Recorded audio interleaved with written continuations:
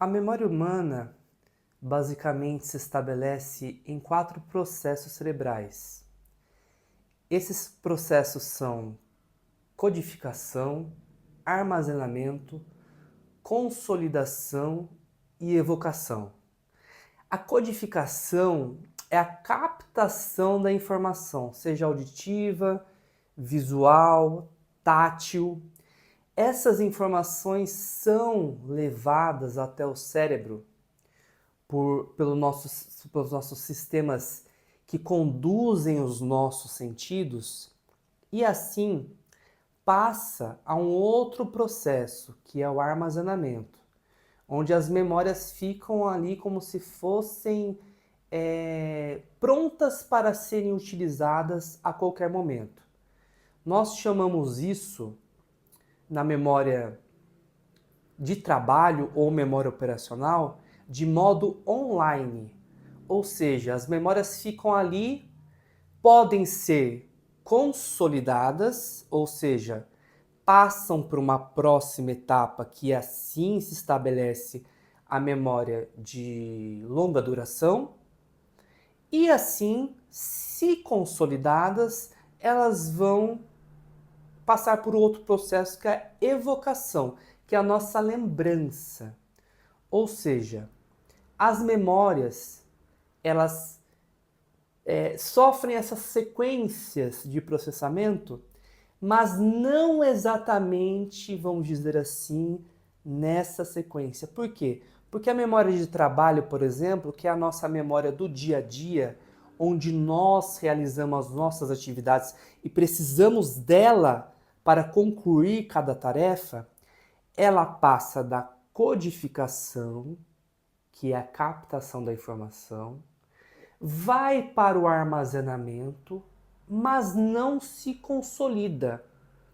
Ela pula essa etapa, então vai direto para a evocação, e essa evocação é praticamente instantânea. Quando a gente armazena, a gente já evoca para utilizar esses dados, esses processos, de certa maneira, nas nossas tarefas e atividades ali, para conseguir dar andamento e dar sequência ao nosso trabalho do dia a dia.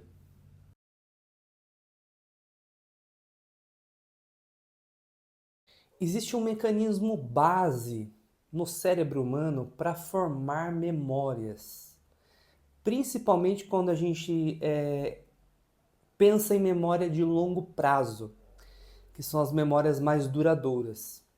Esse mecanismo se chama LTP, ou potenciação de longa duração. É como se fosse uma casa a ser formada, uma casa a ser construída. Ou seja, de blocos em blocos, a gente constrói uma casa. Poderíamos fazer uma analogia mais precisa. De dados ou de aprendizados em aprendizados, a gente constrói um conhecimento. A LTP se baseia no estímulo repetitivo. Quando nós lemos, nós assim procuramos entender o que lemos, nós procuramos fazer uma revisão, nós muitas vezes explicamos para alguém. Esse processo desencadeia respostas bioquímicas no cérebro, mais precisamente numa estrutura chamada hipocampo, que vai fazer o trabalho do quê? De redimensionar essas informações para o nosso córtex cerebral.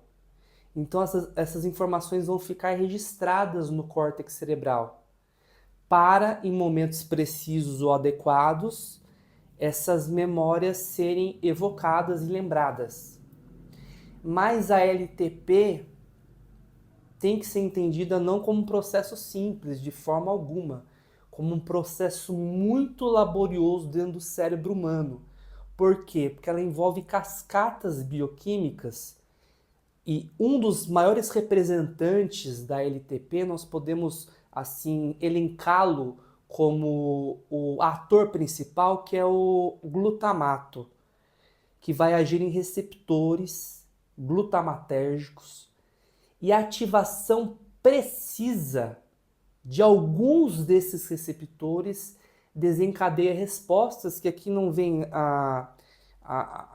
queremos entender essas bases bioquímicas, mas uma das principais respostas, e aqui é importante a gente entender, é a produção de novas proteínas no cérebro. Essa produção proteica facilita a conexão entre neurônios. E quando a gente firma conexão entre neurônios, a gente modula o cérebro de uma maneira mais favorável e também favorece o que nós chamamos de plasticidade cerebral, que é o aperfeiçoamento cerebral, que é esse processo contínuo dele se estabelecer para nos dar uma melhor projeção cognitiva e promove até o bem-estar de uma certa maneira. Os brancos se estabelecem principalmente pelo grau acentuado de ansiedade e estresse que muitas vezes a gente passa diante de uma situação.